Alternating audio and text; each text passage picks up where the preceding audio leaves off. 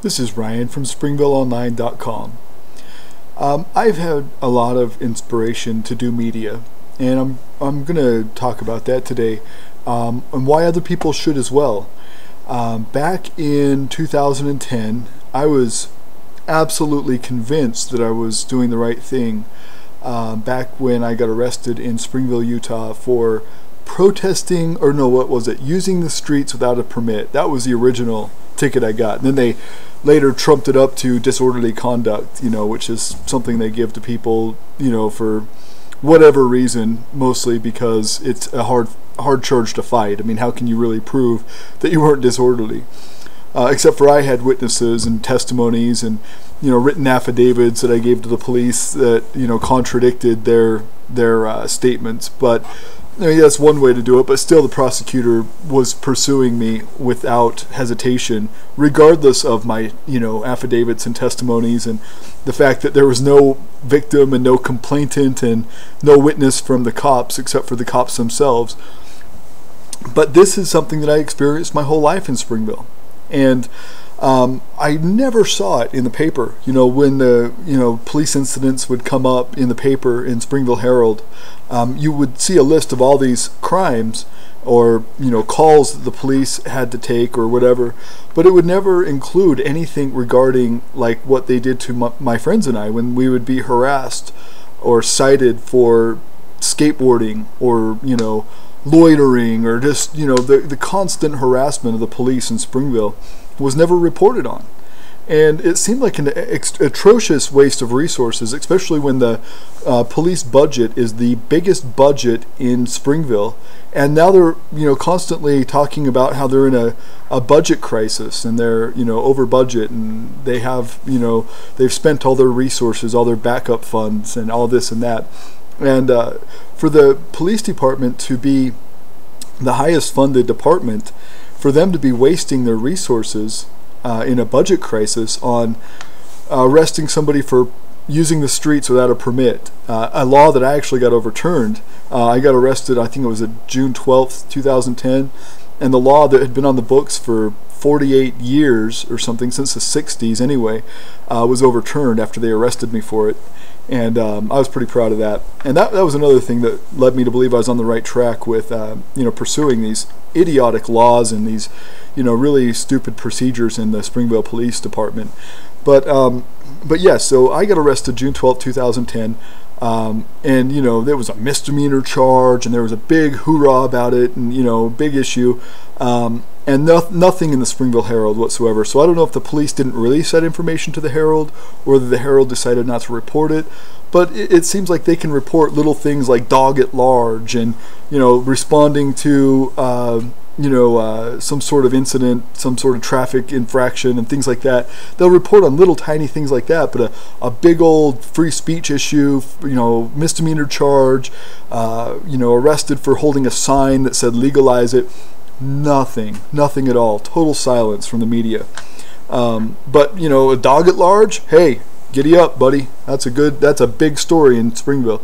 Or like on the Springville.org website, you look at their most wanted page, you'll see 7-year-old kids on there as their most wanted. Them and their parents were stealing food at Walmart, poor, destitute people, who are out just getting food for themselves at Walmart. Not that I'm justifying theft, I'm just saying out of all of the crimes in Utah, in Springville, Utah, recently they've had a string of burglaries and home invasions, and they couldn't identify the guy, but they had a description of him, and they knew about this for weeks.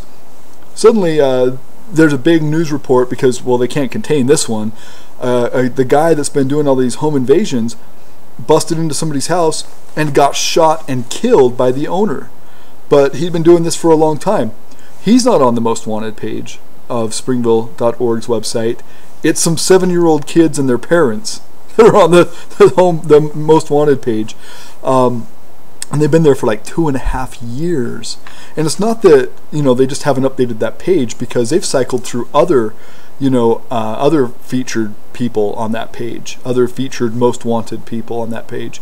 You can look at archive.org, www.archive.org, and you can see all of these, other people that have been featured on their most wanted page. But for the past 2.5 years, since I originally got arrested in Springville for using the streets without a permit, that image has shown up there. People were at Walmart taking a couple of items of food, and that's where the picture is in the frozen food department aisle. Of these people, of 2 adults and 2 children, young children. And why ruin somebody's life who obviously has a pretty rough life as it is for 2.5 years, and their kids as well as the most wanted, when they have bigger and badder crimes going on in Springville. There was a death of my friend's mom in 1984. She was murdered, and they found her body. Went completely unsolved. It's now, what, 30 years later, still unsolved. And my friend Josh up in Mapleton, told me about this back when I was a kid, and I didn't really understand it or believe that they couldn't solve this after all these years. And you never hear about it. It's never like an issue for Springville. But why that isn't a topic on their most wanted page? You know what I'm saying? Or why that isn't something they're looking for still? That's an unsolved murder. Way more intense, way more severe than shoplifting a couple items of food, and that's not anywhere on the Springville.org website. You can look it up. I think her last name was Paige. That's what my friend's last name was, but yeah, her name, I believe, I can't remember, was it Karen or something, Karen Page? Anyway, you look it up on the internet, unsolved murder in Springville, Utah. That's one. Embezzlement, I know of that because I lived there, and I knew some of these people who, a couple of them served time in prison for embezzlement and money laundering and tax evasion and all kinds of stuff going on there. But no, the biggest crime in Springville, according to the police and according to their website, is some shoplifters and their 7-year-old children, and that's got to be their feature. But no, I mean, I never wanted to be a politician. I never wanted to be a media person. You know what I wanted to do? I wanted to skateboard. That's what I wanted. This is what I made my daughter for her Pinewood Derby car at church. Isn't that cool? A cool Pinewood Derby car, little skateboard. I was pretty proud of that.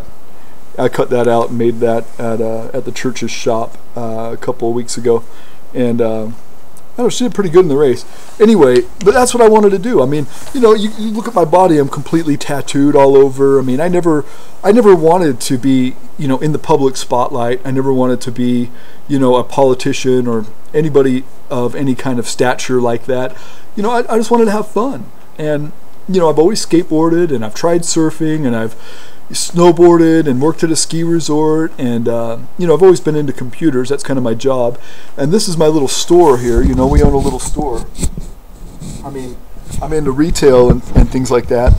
I owned a store in Springville actually when I lived there. It's not like I was like the outcast and like I couldn't fit in and I couldn't work. My wife had a job making $30 an hour. I had an independent business that I was making really good money, and we had a storefront on 1190 North Main in Springville. And it's not like I was just the outcast or somebody that couldn't fit in or anything. That's not the reason why I'm going after the Springville Police right now. Fact is that my grandma has been completely cleaned out. Her trailer in Springville, she has a mobile home there, had a mobile home there, was sold out from under her without even having her signature on the bill of sale. She lives with us now because she was abandoned in Utah by the people who stole her trailer, and they also cleaned out her bank account. And I have evidence that the checks were forged. I have a picture of her driver's license and a picture of the checks, and the signature are completely, totally, absolutely different. And they were written to people that my grandma hasn't spoke to in like 6 years. And she's made a video for the police, and me and her have been communicating with them, and they're like, well, the only way we're going to pursue this is if you bring your grandma 700 miles from California to Utah and let us interrogate her all by herself, making it sound like I've got some sort of agenda, like I'm lying or something. They've got her testimony. She's already filmed it with me. This was a year ago, way before all this happened, and she's talking about how these people have stole from her, how these people have neglected her, yelled at her, abused her emotionally, physically, making her get down on the floor and light her pilot light and stuff, that went out, and the person who's been perpetrating these, these elderly abuse issues lived one house away from her. And in fact, my grandma bought the trailer from this person who was a family member of hers, and with the promise of, hey, we'll take care of you, we'll take out your garbage, we'll take out your, we'll shovel your driveway and all this. And all this stuff has been testified to with her own words, without any prompting. We've made plenty of attempts, and we've had plenty of witnesses that have sent in their testimonies to the police. Third parties that aren't in our family, that aren't living with us or associated with us directly, that have said the same things about the situation. So we've got my grandma's testimony, my testimony, a couple of other people's testimony. We've got evidence that there's no signature of the correct owner on the title of this trailer. That we've got checks that were written without her signature, and the police are like, no, we're done. So it seems like the police will go after people who steal from big businesses like Walmart, and and skateboarders who might be using the streets without a permit, and harassing kids and putting big profiles of children on their most wanted page of 7-year-olds. But when it comes to like elderly abuse, theft by deception, fraud, check fraud, and real estate fraud. When it comes to home invasion burglaries or all that, they could care less. Is a image that I'm seeing from what I see on their website, what I've experienced myself, what my grandma has experienced, and what I've seen from my friends. They'll go after marijuana. Hey, forget anything else, man. If there's marijuana around, they're on that all over the place, man. No way they're going to let that go, because they get big funding. The federal government, pays them, on how much, crime they've got related to drugs, and how much effort they're making to, get rid of those drugs, because the government's big on that, and so they'll fund Springville City with grants and special provisions for getting rid of a harmless plant that grows out of the ground like God intended. But that encourages Springville Police Department to go wild on people who are committing victimless crimes, or holding a sign that says legalize it.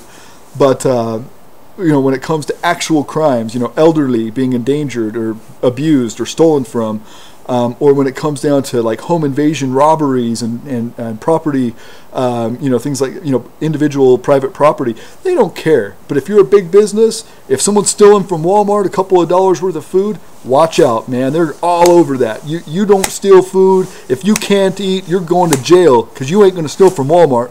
That's what I see from Springville Police. And I don't know, I think it's just sad. I'll continue to report on this, and I'll continue to report on how the Springville Herald is not at all in any way efficient at reporting on local issues. They're a propaganda machine. If they can't report on issues of misdemeanors, but they can report on incidents and infractions like they do, they're missing the picture here.